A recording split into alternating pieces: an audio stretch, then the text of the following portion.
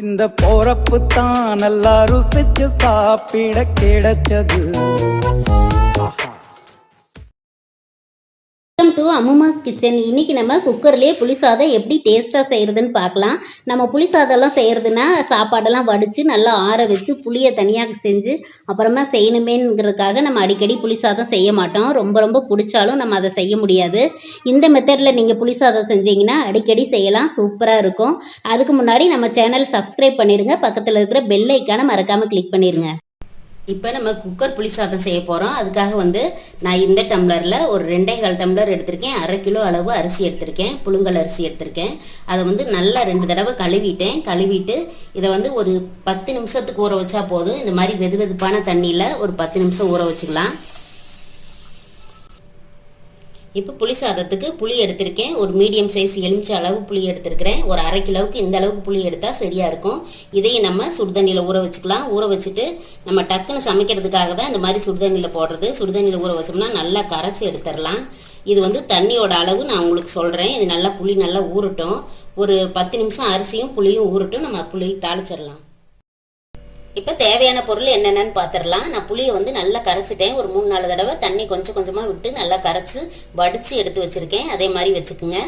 இப்போ ஒரு 10 பல்லு பூண்டை, ஒரு கட்டை பூண்டு இது நல்லா உரிச்சிட்டு இது மாதிரி சின்னதாக நறுக்கி வச்சுருக்கேன். பூண்டு பிடிக்கும்னா நீங்கள் சேர்த்துக்குங்க. நம்ம இன்றைக்கி வேர்க்கடலையும் சேர்த்த போகிறோம். அதனால் பூண்டு பிடிக்கும்னா நீங்கள் சேர்த்துக்குங்க, பிடிக்கலன்னா கூட பரவாயில்ல. இப்போ வேர்க்கடலை ஒரு டேபிள் ஸ்பூன் அளவுக்கு வேர்க்கடலை சேர்த்துக்கலாம். அப்புறம் ஒரு 4 வரமிளகாய் கிள்ளி வச்சுருக்கேன். 2 கொத்து கருவேப்பிலை கிள்ளி வச்சுருக்கிறேன் தாளிக்கிறதுக்கு. அப்புறம் கடுகுளுந்த பருப்பு எப்பவும் போல் யூஸ்ஃபுல்லாக தான். அப்புறம் இப்போ வறுக்கிறதுக்காக ஒரு பவுடர் பண்ணலாம். அதுக்காக நான் மல்லி எடுத்திருக்கேன். மல்லி 1.5 டேபிள் ஸ்பூன் போட்டுக்கலாம். இது 1 டேபிள் ஸ்பூன் அளவு, இது 1/2 டேபிள் ஸ்பூன் அளவு. 1.5 டேபிள் ஸ்பூன் மல்லி போட்டுக்கலாம். இது நான் சொல்கிறது எல்லாமே 1/2 கிலோ அரிசிக்கு. நீங்கள் 1/4 கிலோ போட்டால் அதில் பாதி போட்டால் சரியாக இருக்கும். இது 1/2 டேபிள் ஸ்பூன். அதுலேயே நம்ம வெள்ளை எள்ளு இருந்துச்சுன்னா போடுங்க, எள்ளு இல்லைனாலும் பரவாயில்ல. ஒரு 1/2 டேபிள் ஸ்பூன் வெள்ளை எள்ளு போட்டிருக்கேன். அதே மாதிரி மிளகு ஒரு 1/2 டேபிள் ஸ்பூன். வெந்தயமும் 1/2 டேபிள் ஸ்பூன் வெந்தயம் போட்டுக்கலாம். இந்த 4 பொருளையும் நல்லா வறுத்துட்டு நம்ம சேர்க்கும்போது நல்ல வாசனையாக இருக்கும். புளி சாப்பாடு பேச்சுலர் செஞ்சது தான் அப்படிங்கிறத நம்பவே மாட்டாங்க. அந்த அளவுக்கு ரொம்ப டேஸ்டியாக வாசனையாக நல்லாயிருக்கும்.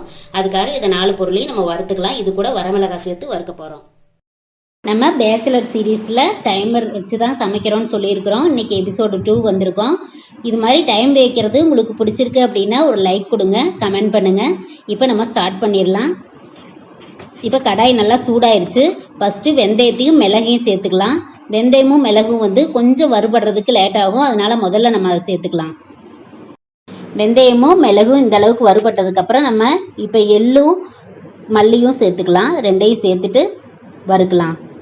இப்போ இது கொஞ்சமாக வறுத்துட்டு இருக்கும்போதே 4 வரமிளகாய் காரத்துக்காக சேர்த்துக்கலாம். நம்ம தாளிக்கிறதுல ஒரு 3 மிளகாய் போட்டிருக்கிறோம்.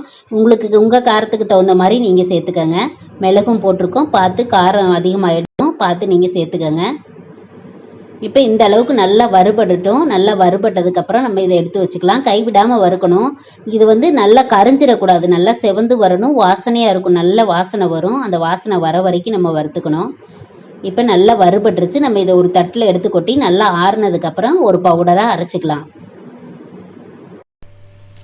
இது நல்லா ஆறட்டும். நம்ம தாளிச்சிட்டு தண்ணி கொதிக்கும் போது தான் இந்த பவுடரை சேர்த்தணும். அதனால் இது நல்லா ஆறட்டும். நம்ம மிக்சியில் போட்டு அரைச்சிக்கலாம். அதுக்குள்ளே நம்ம குக்கர் அடுப்பில் வச்சுட்டு தாளிச்சிக்கலாம்.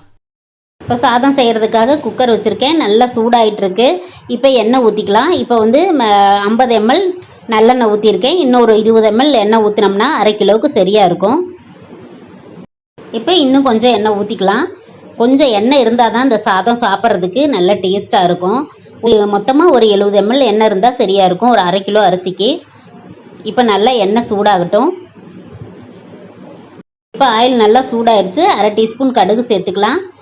1/2 டேபிள் ஸ்பூன் உளுந்த பருப்பு, 1/2 டேபிள் ஸ்பூன் கடலைப்பருப்பு, 2ஐயும் நம்ம சேர்த்துக்கலாம். உளுந்து பருப்பும் 1/2 டேபிள் ஸ்பூன் போட்டுட்டோம்.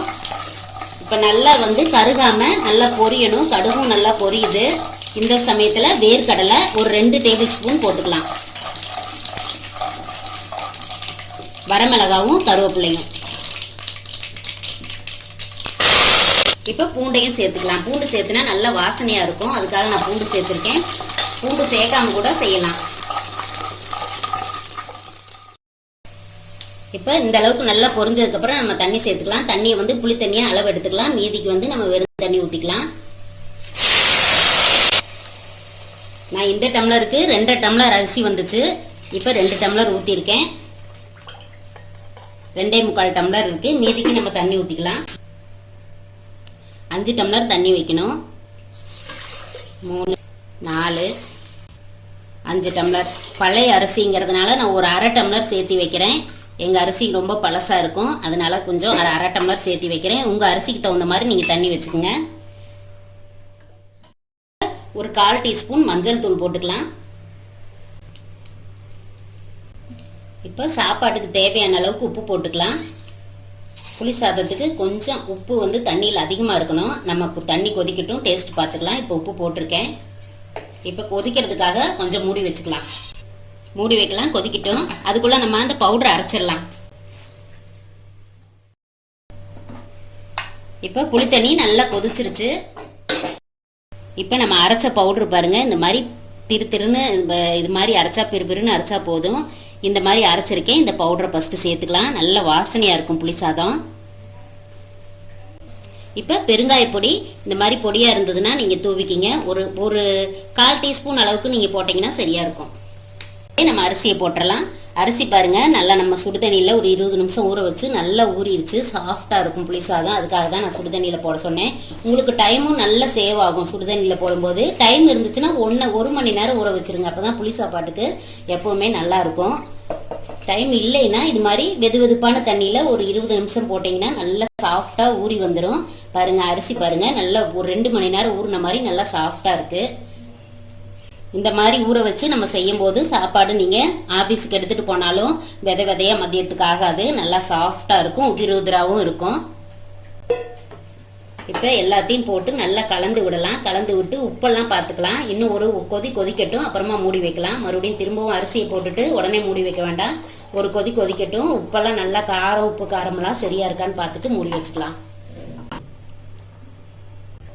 இப்போ மூடி வைக்கிறேன். ஒரே 1 நிமிஷத்தில் நம்ம எடுத்துட்டு உப்பு காரம் பார்த்துட்டு மறுபடியும் விசில் போட்டுக்கலாம். இப்போ இந்த ஸ்டேஜில் தளன்னு 2 தடவை நல்லா கொதிச்சு வந்துடுச்சு. இப்போ பார்த்துக்குங்க, உப்பெல்லாம் சரியாக இருக்கான்னு பார்த்துக்குங்க. அப்போ தான் சரி பண்ண முடியும். நம்ம சாப்பாடு வச்சதுக்கப்புறம் உப்பு பத்தலைன்னா சாப்பிட முடியாது. இப்போ உப்பெல்லாம் சரியாக இருக்கான்னு நான் பார்த்துக்கிறேன். உப்பு நல்லா கரெக்டாக இருக்குது. இந்த தண்ணிக்கு கொஞ்சம் உப்பு அதிகமாக இருக்கணும். அப்போ தான் நம்மளுக்கு சாதத்தோடு வேகும்போது உப்பு சரியாக இருக்கும். அந்த மாதிரி நல்லா கொஞ்சம் 2 கல் உப்பு அதிகமாக தான் இருக்குது. இப்போ சாப்பாடோடு வேகும்போது சரியாக இருக்கும். இப்போ மூடி வச்சு விசில் போட்டுக்கலாம். 3 விசில் விட்டுக்கலாம். இப்போ அவங்கவுங்க குக்கர் எந்த மாதிரி விசில் விட்டால் சாப்பாடு சரியாக இருக்குமோ அது மாதிரி நீங்கள் விட்டுக்குங்க. நான் 3 விசில் இன்றைக்கி வச்சுட்டு திறந்து காமிக்கிறேன். இப்போ விசிலை போட்டுக்கலாம். இப்போ விசிலை போட்டாச்சு. இன்னும் 12 நிமிஷமே நம்மளுக்கு ஆகலை, 11 நிமிஷம் தான் ஆயிடுச்சு. இப்போ விசிலும் சீக்கிரமாக டக்குன்னு வந்துடும். 15 நிமிஷத்தில் நம்ம சொன்ன மாதிரியே சாப்பாடு ரெடி ஆகிடும்.